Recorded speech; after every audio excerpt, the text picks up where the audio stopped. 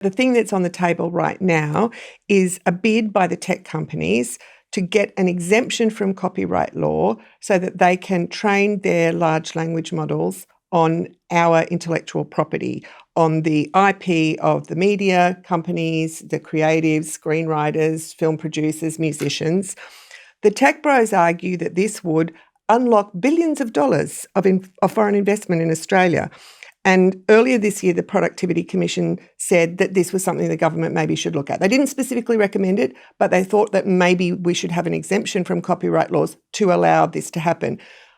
I don't know that I need to point this out to listeners, but if I do, it's theft. It's stealing. You could probably argue to international meat producers that they could come to Australia and steal cattle, just have them, take them. And that would probably unlock billions of dollars in meat processing facilities in Australia and investment. But the farmers would be pissed. And the Australian creatives and media industries are pissed. They're really, really angry at this idea that we could somehow legalise theft of their intellectual property.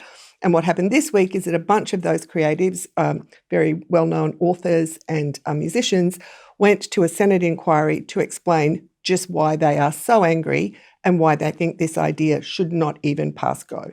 Also, the other thing about that Productivity Commission interim report was that not only did it didn't recommend, but they included a case study about and asked for discussion about this exemption for text and data mining.